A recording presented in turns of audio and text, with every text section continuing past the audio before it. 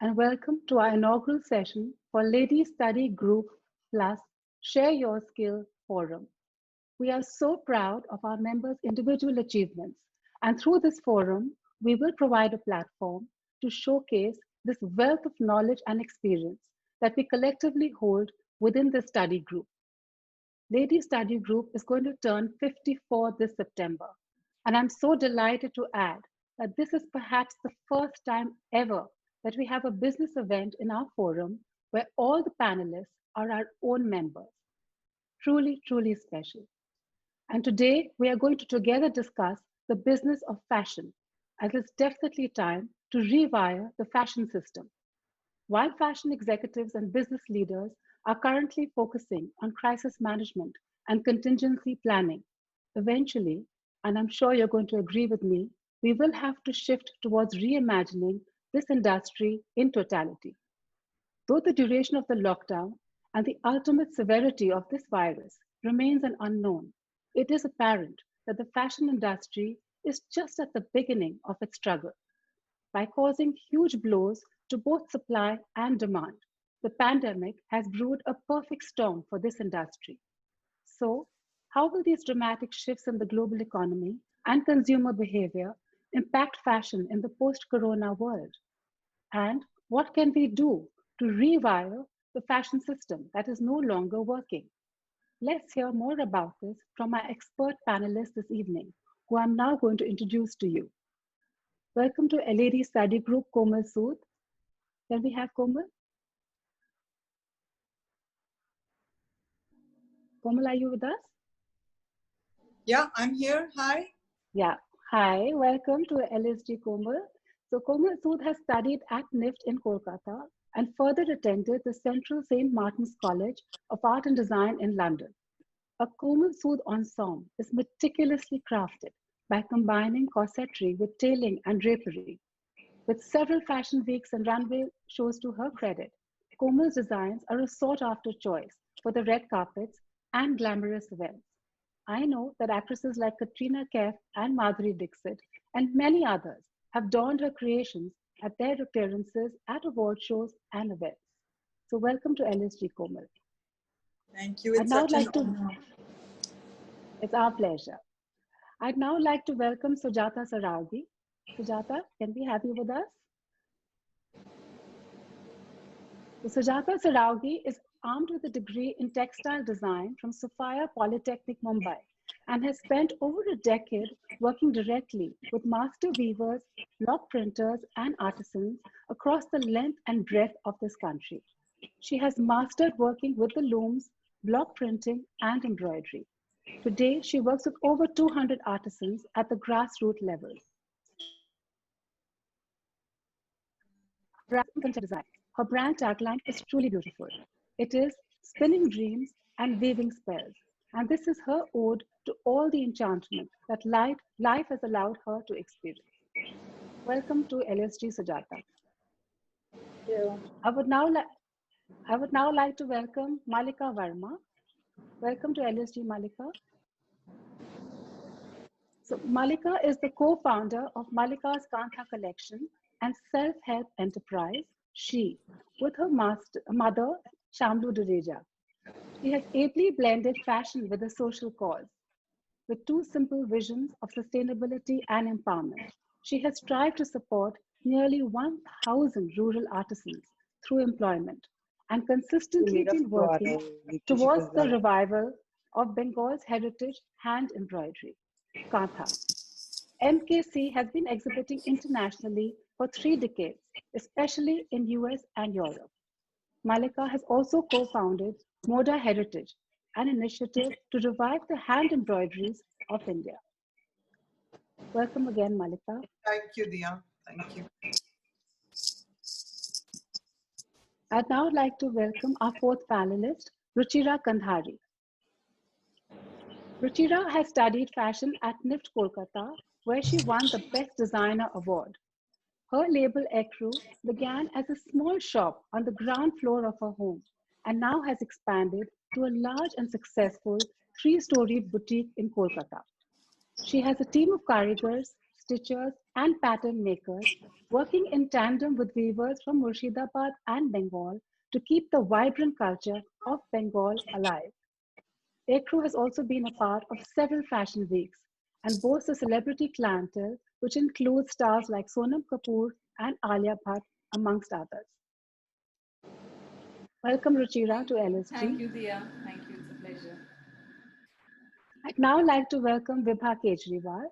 Vibha Kejriwal has been working in the international fashion industry for the last 27 years with leading designers like Dries Van Noten, Peter Pilotto, Megan Park, and many, many more.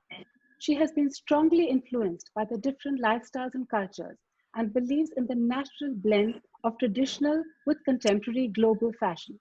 She has also launched her own fashion concept store, Coral, February 2015, which is an exclusive multi-brand store where she has curated collections from Paris Fashion Week and leading Indian designers. So welcome, Vibha, to Ladies Study Group. Thank you, Dia. The initial conversations are going to be steered by my two executive committee members, who I would now like to introduce.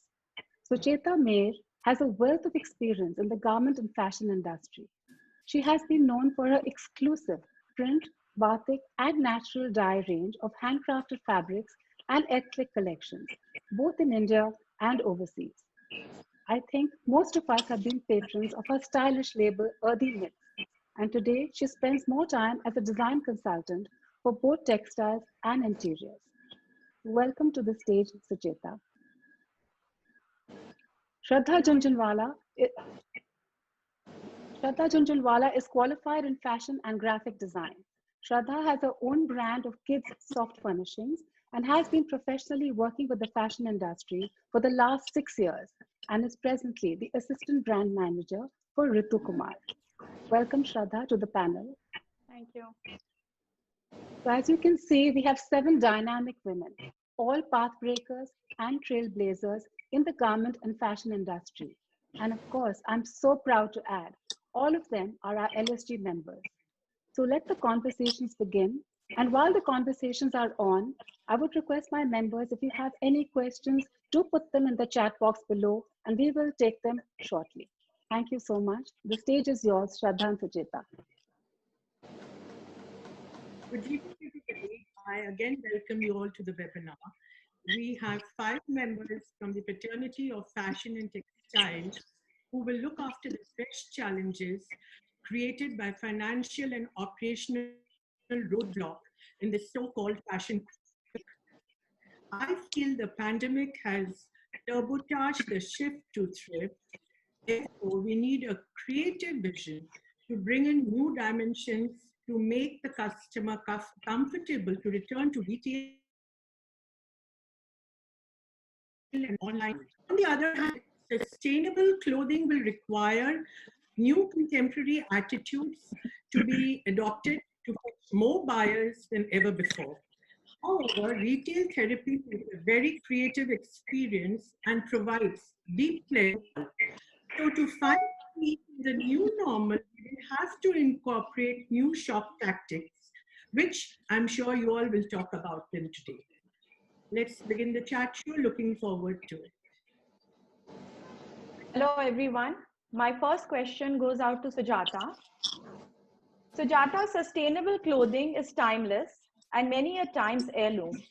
Do you think the weavers of India need to innovate for a bigger market, since we are now promoting Atmanirbharta?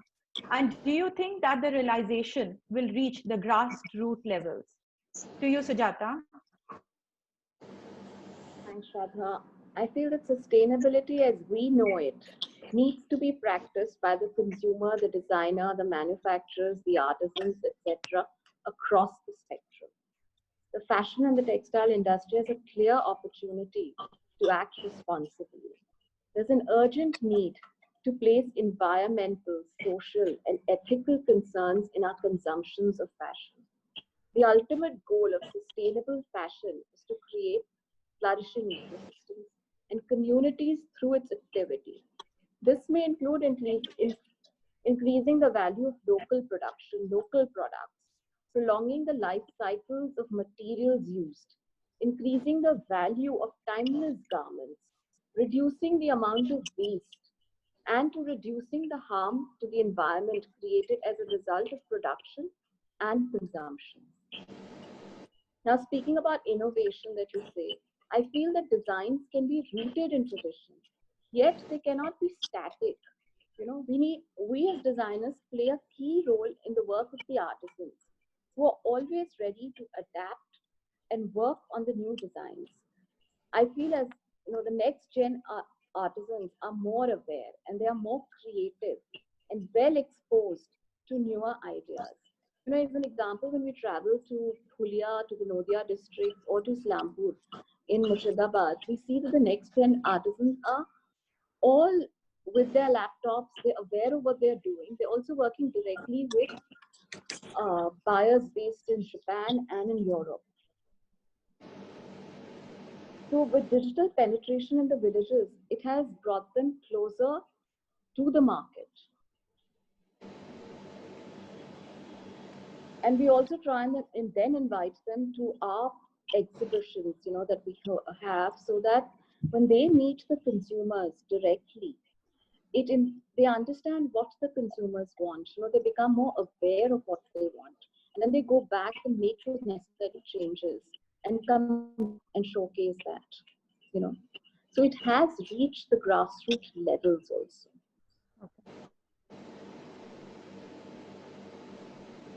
And I'd like to say, you know, as a brand, it's my endeavor to practice sustainability, fair wages, zero waste, and we do a lot of these saris, dupattas, and scarves that we weave in Birbhum and then block print them in Calcutta and, you know,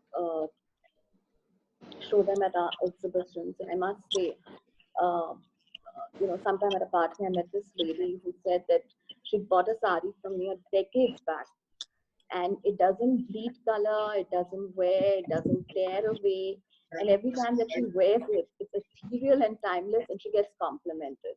What more could I have asked for? I think I've achieved what I wanted. That's very nice. Sucheta?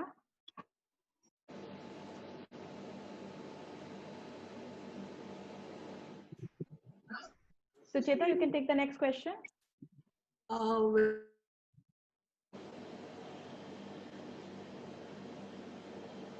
Well, thank you. Vibha, I'm going to ask.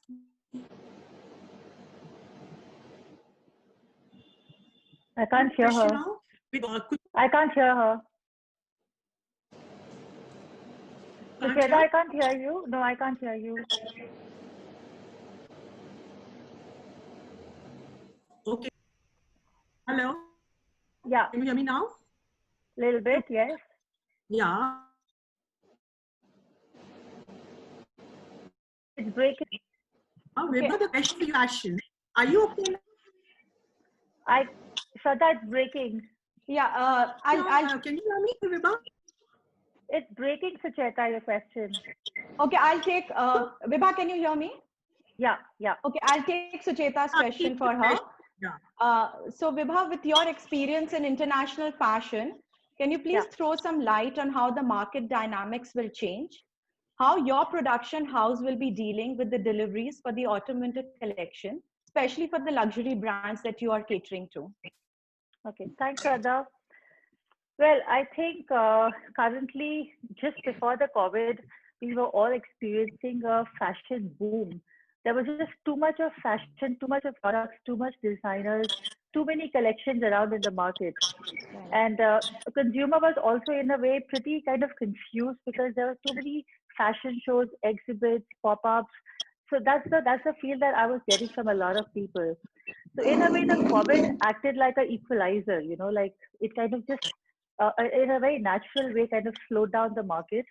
It gave reason for people to think, okay, what's next in fashion for all of us?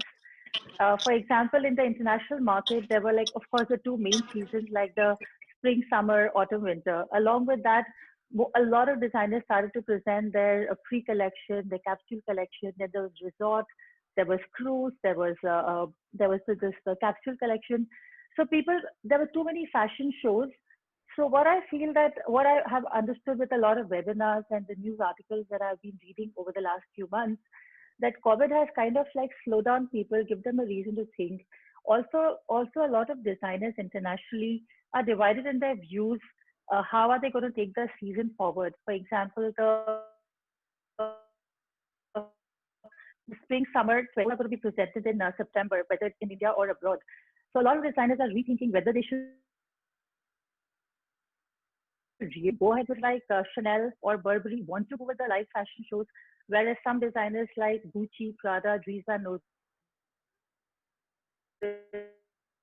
have announced that going with the live fashion show, not just because of the, of course, the fear of the COVID and the pandemic, also because of the fact that it's not trying to kind of to begin everything full-fledged all over again. So there was a forum few months back led by a few stalwart of fashion designers in Europe, mostly the luxury fashion brands. They got together and they really want the fashion industry to rethink how to present fashion all over again. So in the current scenario, there's a huge wave of wanting to slow down, wanting to bring fashion back to like, you know, just maybe 2 seasons, maybe just spring, summer and autumn, winter, and present spring, summer in the right season rather than presenting it too early in the season. For example, autumn, winter, before the winter arrives, it would be launched in July, August, and winter only sets in Europe after October, November. So when the season actually arrives, they are already presenting the summer collection in December already. The sales are happening too early. The in between mid-season sales, like the Black Friday sale, the Cyber Monday sale, they're just crashing, killing the market. So people are really rethinking how to present themselves all over again. That's one way of thinking in the international market. As far as we are concerned, our production, of course, has really slowed down. It was a huge challenge to restart when we were restarting, thinking about how to restart in the month of May, when things were slowly opening up again, to bring back karigars from the villages when there was no transport to bring them back. And the whole COVID situation was still very difficult. The fact of social distancing and how to get them started was a huge challenge. But we did. It's been 6 weeks that our factories have begun, and we do have reduced orders from the clients. So we have the challenge of meeting the autumn winter orders, producing the autumn winter orders now, and we have another 4 to 5 weeks to complete the orders. The huge challenge was to kind of get the raw materials from different parts of the country, catering to the luxury brands of Europe, which means the products, the raw material comes from all over the country and also comes from abroad. Some of our raw materials come from China or even Hong Kong or even Japan. So to import those raw material has been a huge challenge. To even transport the raw material from Delhi or Bombay or other parts of the country has been a huge challenge. And everything has been, it's just, but on the other hand, our designers in Europe have been extremely supportive. They have given all kinds of support wherever we have faced challenges, and reached out to them on finding alternate means to kind of get the production going. And I would say, yeah, as a cooperative effort with the designers, with the suppliers, we have managed to pull the season forward and looking ahead, and pretty positive in terms of taking the season forward. The laborers and the skilled laborers and the tailors and the karigars were very keen on coming back to work. For them, it was quite a hard situation not to get work for 2 to 3 months, and most of them were daily wagers. And it was a challenge there for us too, to kind of support them and take care of their current needs, and the fact that they were really struggling during those 2 to 3 months. But yeah, being in July, I think we've overcome a lot of those challenges and look forward and looking forward and looking positive. And hopefully the fashion will slow down. The production will slow down. The consumer will kind of rethink, okay, what do they really need to buy, and buy what they need. Correct. Thank you so much, Vibha, for that insight into the industry. My next question goes out to Malika. Malika, your Chic Artha is a heavily women-intensive cottage industry. and these women are mostly bread earners for their families. In these troubled times, do you have an ongoing support fund for them? And how do you see the future for this special handicraft, the Katha? Hi, good evening, everybody. Today actually is a very special day for me, as I've normally been on the other side of the picture with being a past president, and I'm very, very grateful to Dia. It's great to be a speaker here. So it was an awesome experience for me, and this is an awesome experience again now. So thank you very much. Going back to Katha, which my mother and I started 30 years ago while I was in school, we work on something called the Dwar Pe Rozi program, where in all our villages, I'm sure a lot of you know this, villages, the work is taken to their homes. And in the interiors of not only Bengal, but a border of Bangladesh, in Sagar areas, it is spread out to about 1,000 women in all these places. And reaching this level of workmanship and reaching out to these women, I don't know which came first, whether it was the chicken or the egg, but it definitely was revival of Kantha with the empowerment of women. And the women became very strong in their homes, because very often they are the only bread earners. So with definitely the growth that we went to the International Folk Artists Market in Santa Fe, as well as we have a very big project in France called She France, we suddenly had this huge problem where with the COVID and then Amphan, we were very badly struck by this entire thing, and to a point where we had stocks for almost 4 or 5 exhibitions, stocks for everywhere else, stocks the girls were bringing in. So for me, what really worked was actually listening to Be Vocal About Local, Push Yourself. Suddenly I realized that all I had to do was get online. And literally about a month and a half ago, on a very, very simple digital platform, we, for the first time in our lives, gave a discount, which we had to do to mobilize 4 or 5 exhibition stocks. And we went totally online. We went on sale, which, it was crazy because nobody's seen us go on sale. And it worked like magic. I mean, for us, where everybody else has had a very bad 2 months, we had a fabulous 2 months. By everybody's grace and by the kind of support we had. I think there's an economic term called rage buying. So when you're stuck at home and you've been, you're not spending money going out and you're not eating out, you sort of go online. And we took advantage of that. And everybody knows my mom over here. There's no fund. Everything she spends that comes in on totally on the development of the women. So we had no funds, and we had to generate these funds, and we had to sort of think out of the box. We had to just push ourselves into a zone which we've never been on. I am not a person who can do creative designing. I'm not a person who can get on Facebook just to say hi to my friends. But some of you have been very supportive and have seen my crazy 2 a.m. posts and things like that. The thing is that we are a very, very privileged lot who has been able to come back to some sort of normal. And in that, we have to not forget what a creative, thing is, that we are actually in the most highest level of creativity in India. It is now upon each one of us that the business of fashion actually comes down to the artisan level. We have so many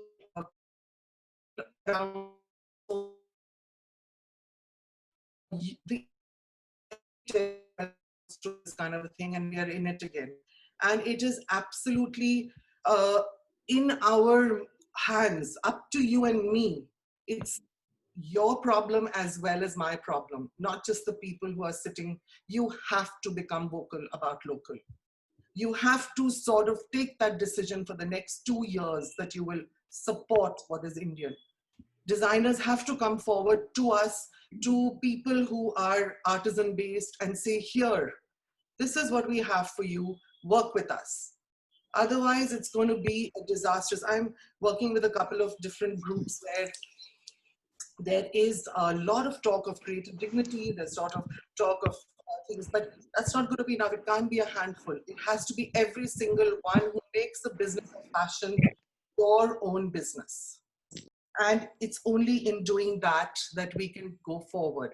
I have to just quickly end with saying that Harvard Business School has actually done a study, a case study on GC, and has been very impressed with the way we have taken work to these villages. They have interviewed my mom and taken stuff where we have these team leaders who work for us and go into interiors. So if it could happen to one place, why can't India lead the way for the rest? Thank you very much. Thank you, Malika. Now, we have a question for Ruchira. Can I be heard? Yeah, I can hear Yes. you, Sucheta. Ruchira, you know, like a touch and feel factor in a collection or in a garment is really very, very important. So now with the take on Digital Fashion Weeks, I would like to know that how do you think it will affect the orders, you know, without feeling the collection or looking at them eye to eye? How do you think it will affect the orders? And do you think the trend for the growth of fast fashion will diminish or will it increase in the coming year? Okay, so let me take the first question. See, as designers, we all need to adapt, and we need to sustain our business. So we need to keep feeding, our people, our craftsmen. So in this time of crisis, yes, of course, we need to go digital, and it's an precedented move which the fashion fraternity has to go through, whether you are, into it or not. So, there's a huge slump in the market right now. So the only way forward is actually like going on digital platforms. So a lot of fashion weeks have already announced that they're going digital, like Paris Fashion Week, Milan Fashion Week. They've already announced that they're going to do like video formats, which people have never experienced before. And there are a lot of advantages of having digital platforms as well, because actually you can reach out to a more global audience. Like, when you're doing a show, like, of course, there's a limited audience and the pictures do go on Instagram and things. But then if you're doing like a fashion show, which is completely digital, the buying houses have digital showrooms, and they are at an advantage to a certain extent that they can see better detailing, like of the garments. And also designers also need to like be more interactive with their customers and with the buyers, because through the digital platform they also need to show like how a garment falls, how you can drape, and how you can style or wear a garment.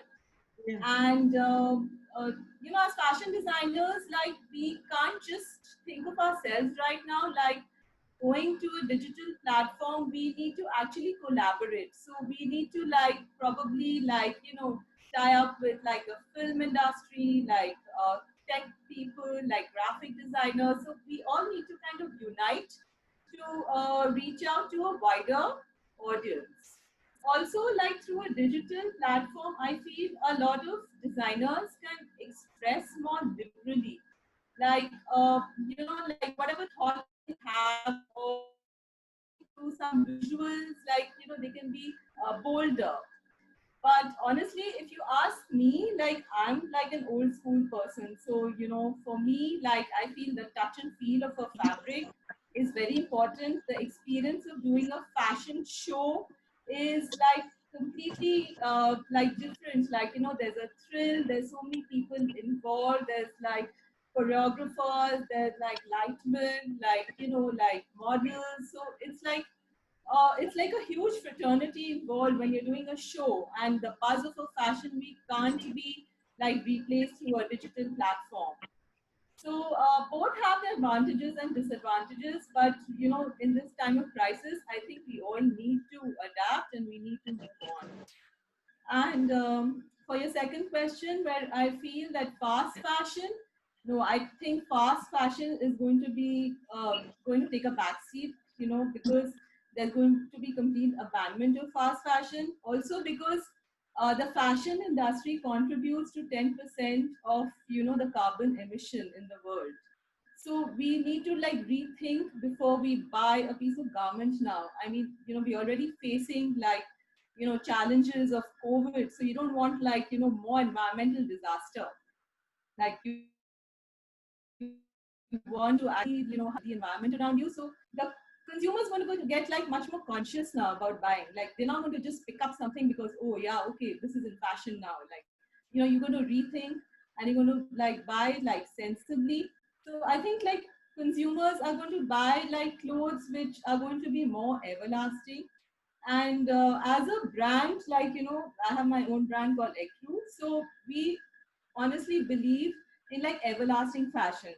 So people have also come up to us and told us that, oh, we have an outfit which is 10 years old and we can still wear it. So it just feels like, you know, really, okay, wow, she still has it in a wardrobe and she enjoys wearing it. So yeah, people are going to move into more classics.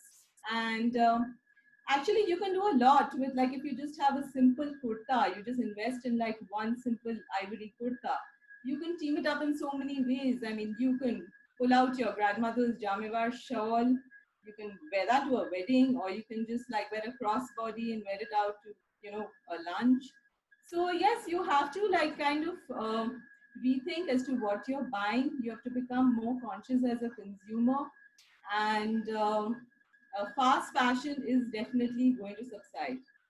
And I also wanted to like you know, tell everyone that at Ecru we've also launched this line called Soul Space, which is like, you know, a khadi like yoga at leisure wear. So since people are just going to be home and like, you know, they want to wear more relaxed and like, you know, comfortable clothing, and we're also going to be exporting this, and the fabric is actually sourced from like Murshidabad in Fulia, and it's like all hand woven. And there are a lot of like, you know, buyers which are actually looking forward to our collection. And yeah, we do want to, everyone's been talking about going local, and everyone's been talking about like, you know, feeding our own craftsmen and like, you know, buying Indian, being Indian. So I think, yeah, we should all just move towards that. That was really good, Ruchira. Thank you. And we Thanks. definitely agree Thank you, that Shraddha. the whole fashion industry is going to take a more conscious step. So my next question goes out to you, Komal. In the line of luxury wear, China has been a backbone for the fabrics. Now with the ban on trade with China, how do you think the sector will adapt to these changes? Secondly, do you think influencers on Instagram really help in brand building? Over to you, Komal. Hi, I hope I can speak as well as others, but I'm probably going to be shorter because I'm very nervous. Okay, so now that there's a ban on luxury fabrics coming in from China, I mean, that was a good bonus for us, but you know, in India, we are very lucky that we are a race that who loves traditional wear, and we love our traditional textiles. And we have so many, we have more than 30 states, and every state has their own, you know, weaves and different kinds of textiles which can be adapted in luxury wear. To go into silks, you have, of course, Bangalore with its taffetas, very, very high quality silks which are exported around the world, which we can now delve into. Of course, the pricing in India is slightly higher, which can be again compromised by going to very glamorous, embellished fabrics. In Surat, Gujarat is a huge, how do you say, treasure in embellished fabrics that are done very, very beautifully by machine embroidery. And then, of course, you have the brocades from Banaras and bending towards both, the ultra high-end brocades to the slightly blended ones. But, the weavers and the mills have caught up with the look, which is very, very important also for today. And the second question is, do you think that the influencers on Instagram really help in brand building? Correct. Yeah. Yes. Of course, because Instagram is a very powerful and effective platform for visibility for brand building today. Everybody has mobile phones and everybody has an Instagram on their, over there. And the brand projects its visuals and its vision as a diary in Instagram. And that speaks to the consumer. And influencers are actually the new media who are young and they're hip and they they have a million followers, millions of followers, and they can bring the visual of your brand to those millions of followers in the right way, which is as good as advertising.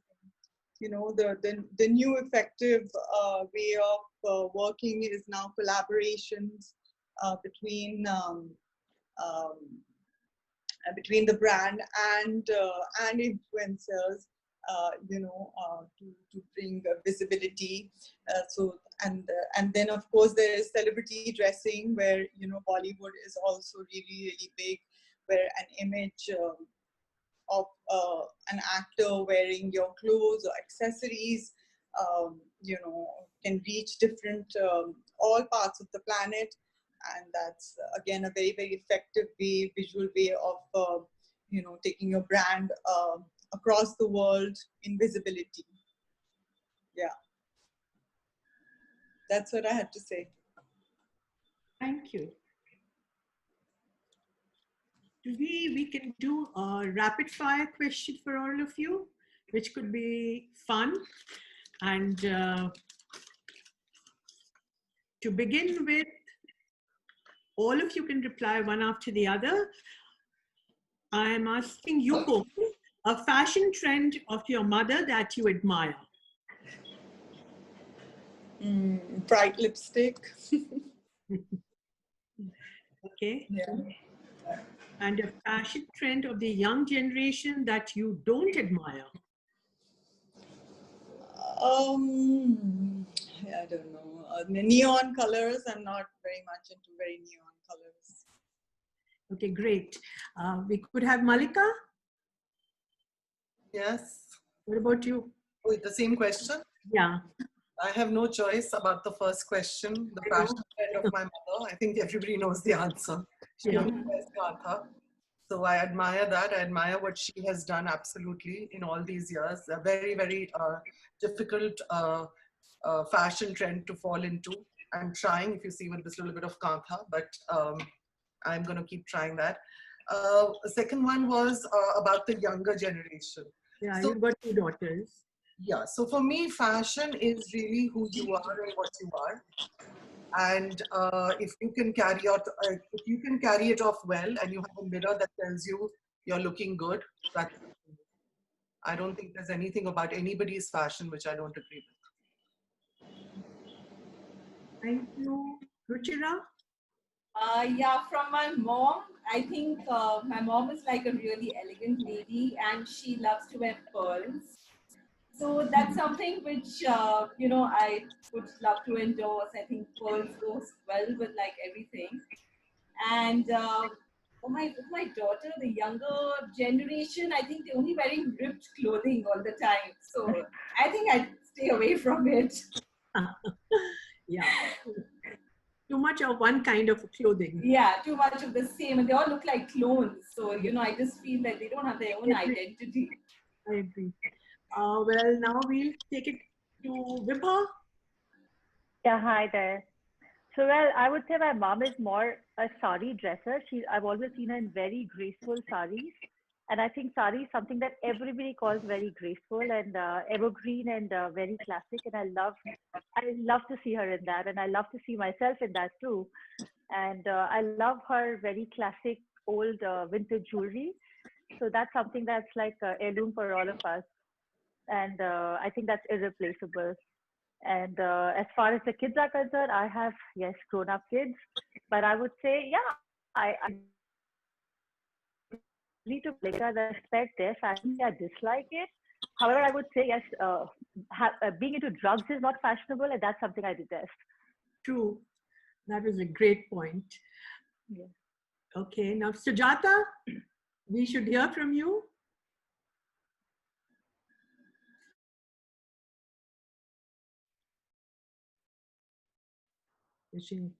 Should we go on to the Shraddha, you can take the other question. Yeah, so continuing the rapid round, I have another set of 2 questions for all of you. I think, yeah, she's on mute. We'll get back to her. Okay. So one fashion item you don't see yourself buying for a while now. Komal?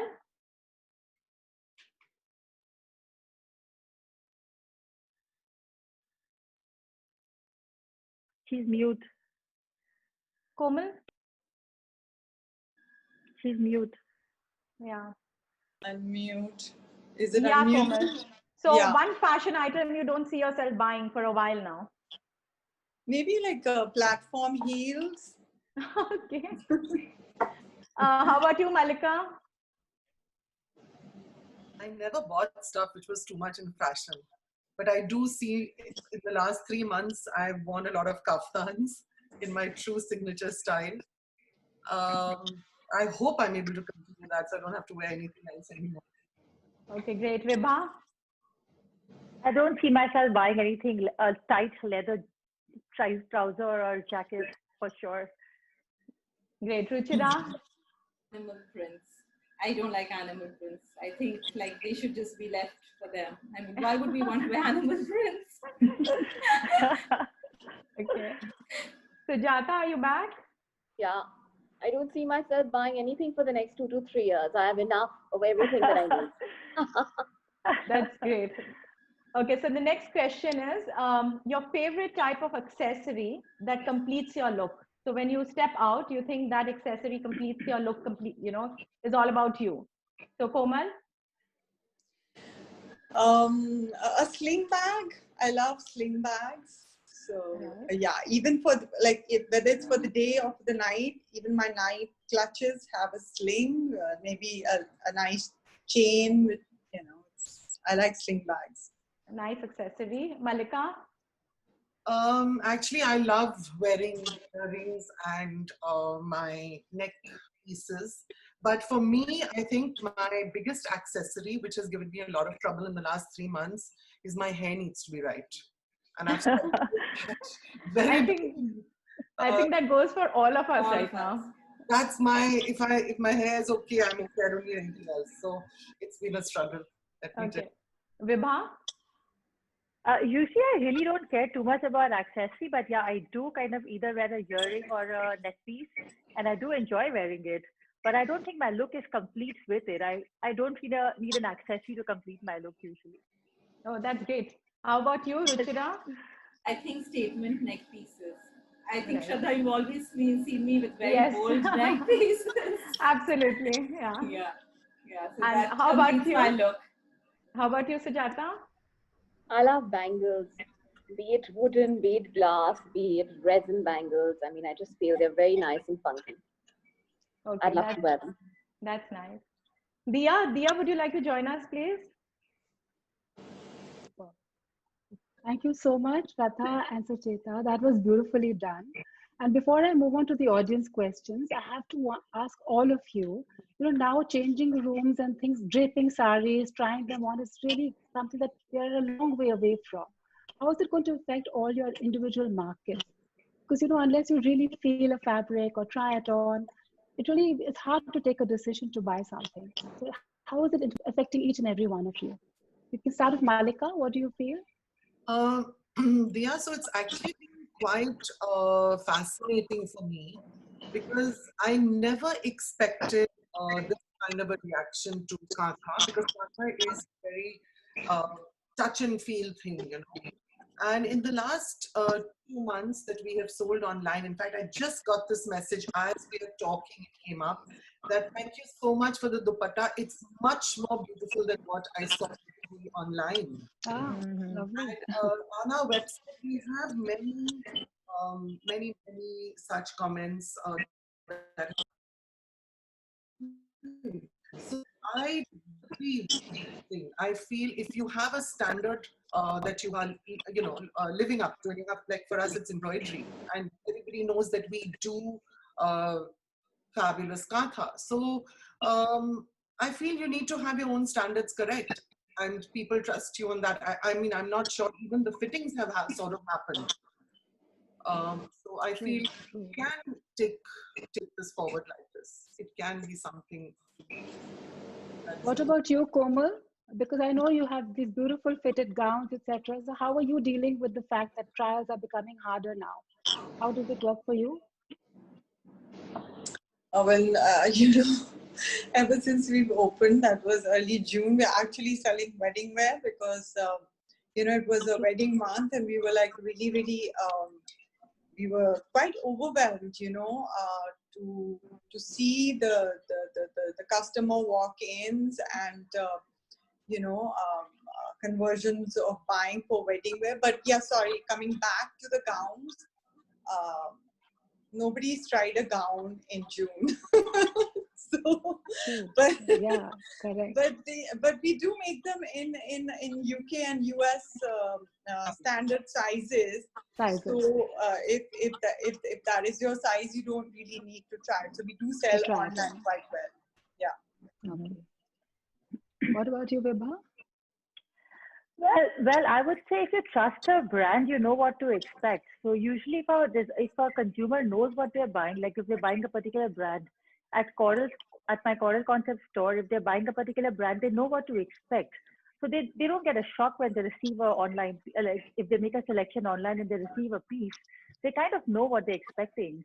So unless you are buying something from a completely new brand or like a fast fashion brand where you actually don't know what the quality would be like the cotton is unexpectedly could be something that you don't expect. The viscose is something that you don't expect. But coming from a nice luxury brand, you kind of know what to expect. And people are happy, like how Malika said, sometimes they're happier than what they expect. Like, they expected something, but they're happier than what they were looking for. Yeah. Online will have a lot of integrity that should go along with the online brand. True. Mm-hmm. Very, It's very about true, trust. Sucheta. It's really Very about true. trust.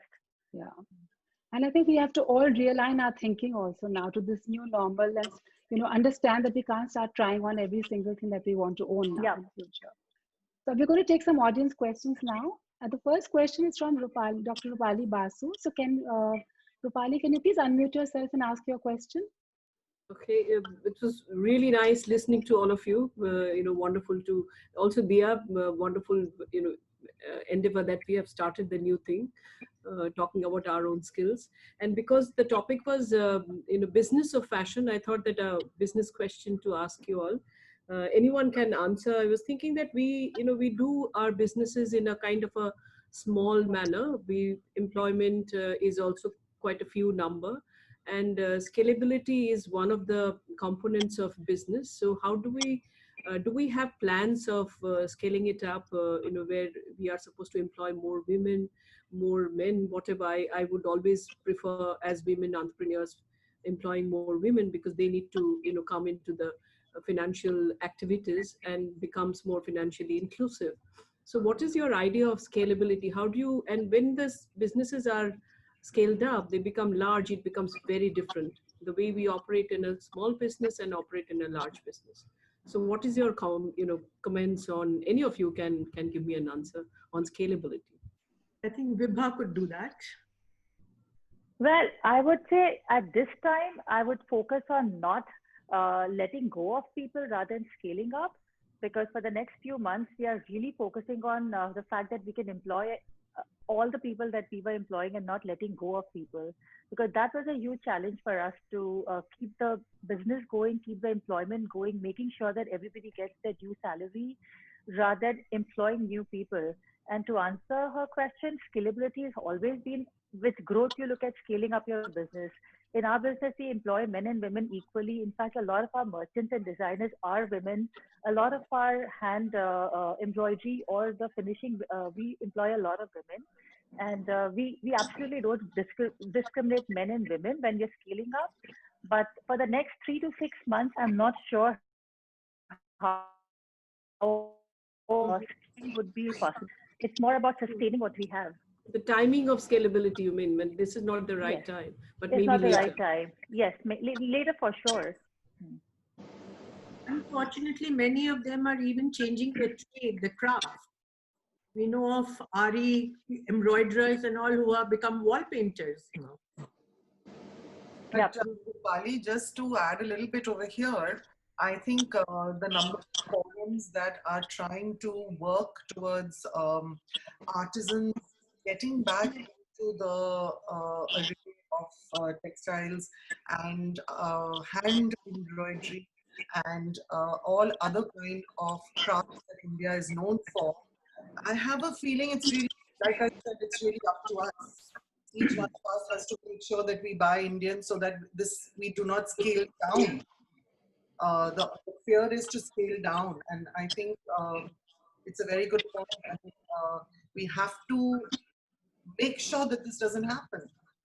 Yeah. The fashion So I is just also, want to- I always keep thinking that fashion is always for, the people who have money, but it has to be, domestic market for India is very large, 130 crores population. It's a very large market, and we must focus on, increasing that market and maybe making the fashion to the middle class and, bring it down to a different level and make it more affordable. Sure. Yeah. And also there are forums like we've started something called Moda Heritage, where we are basically promoting hand embroidery of India. So it has to sort of become something where the fashion designers have to be supported by the consumers in India. The money that has Agree. It has to be each one's decision to do this. And the fashions, those embroideries that we have are heritage and they're priceless. They're priceless. Very, very, very rich. Totally. Ruchira, you were saying something. I think I stopped. Yeah, so I feel, like designers should also kind of take out stocks. Like they should offer discounts right now so that, there can be a turnover. And, if you get money back into your business, so that's the way, like, you can actually support, like, your team and your staff. So, you can only think of scaling up if you get, if you sell your inventory. So instead of like holding on to your prices, you might feel that, oh yeah, you're a big designer, you can only sell at this price. But I think everybody should come down and try and remove the inventory. And that's what Malika did. She said about that. Yeah. Rupali, I feel you look, Rupali, I think you look extremely fashionable and gorgeous even in a simple handloom sari. But the bigger designers don't agree with this point, Ruchira. It's a great point, and we did it, and we benefited a lot.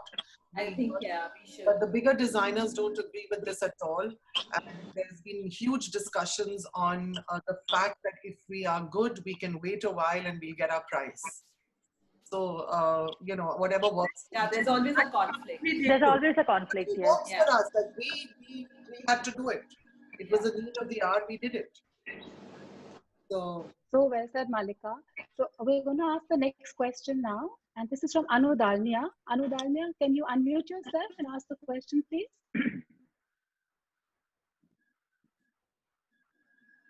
Are you there, Anu?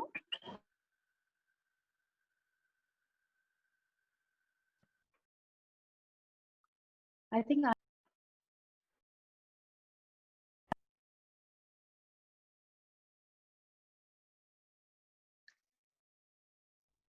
Inu, you can take the next question then. Inu? All right, this is a question for Malika, since most of the craftsmen are in the villages. Do you think reverse migration is going to become the most important part of couture, given that the craftsmen are housed in the villages during the pandemic and probably hesitate to come back given the current situation? So for me, like I said, our entire program is Dwar Pe Rozi, where we go to the villages. And we have had a very, very difficult time in trying to get our pieces back. In fact, we've had to literally employ couriers, pay them double to go into the villages and pick up stuff because trains all are not working. I don't think we will be affected so much by reverse migration or migration, because for our women, the most important is that they sit at home and the work is given to them at home. They work between their chores. And we go give them the stuff, we give them the fabrics, we give them the embroideries, we finish, and then we go get them back and they're paid there. So we have a lot of work going on and we just need to sell and sell and sell. That's all. I would like to add. Yes, please go ahead. Yeah, that in the embroidery and the export industry, a lot of skilled laborers come from Bengal, and they go to Delhi, Bombay, Bangalore, Chennai, all other cities to work. And they have, of course, all when the migration was happening, they all came back to their villages. And the fact that they don't want to go back is coming back to us. Like a lot of companies in Europe and Italy are contacting us because they were relying on export houses in Delhi and Bombay. And they know that it probably will take a few months or maybe a couple of seasons till all the laborers would want to go back. And so they want us to create a small setup for them because they know the embroidery guys come from Bengal. So that's a let's say take from the reverse migration, that they expect people not to go back so soon. I don't think Bengal is affected by it. Yeah. They're not affected by it. Exactly. Thank you. Yeah. Thank you for that, Prabha. And Sangeeta Todi has a question. Sangeeta, can you unmute yourself and ask your question, please? Sure. Between what I wanted to know is between sustaining your brand and sustaining the workforce that you have, how would the designers keep a balance? Because if you don't, if considering the bad times that are there, if you continue with the workforce, the brand gets affected. If you leave them, there's still a chance of they coming back if you sustain the brand. So how are you all keeping a balance in that? That's a really good question.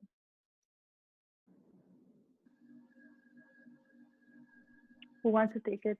Anybody? I can tell you that for me in this particular situation, neither got affected by God's grace. And we have sustained the brand.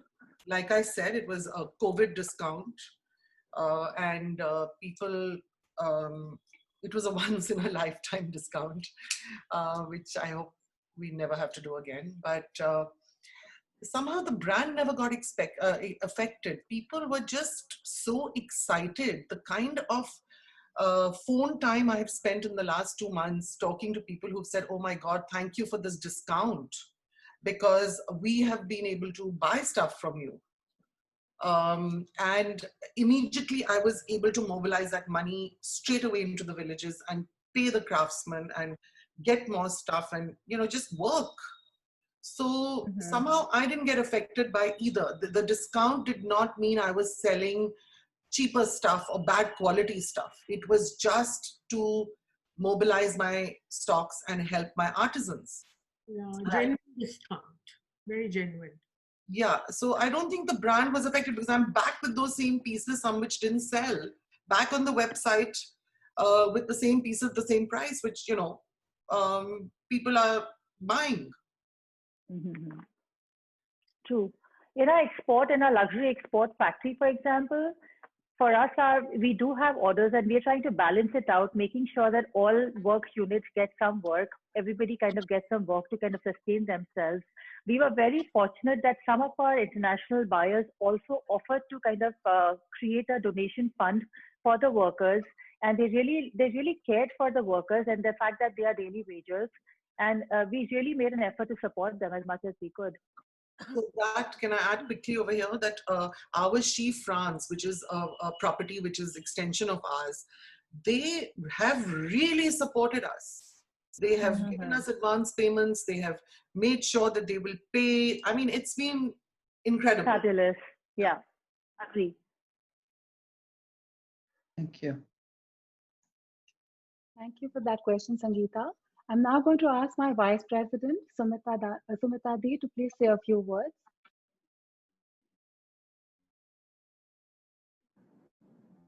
COVID-19 grinds fashion industry to a halt, but innovative and creative entrepreneurs and designers are chalking out new strategies to keep their business afloat.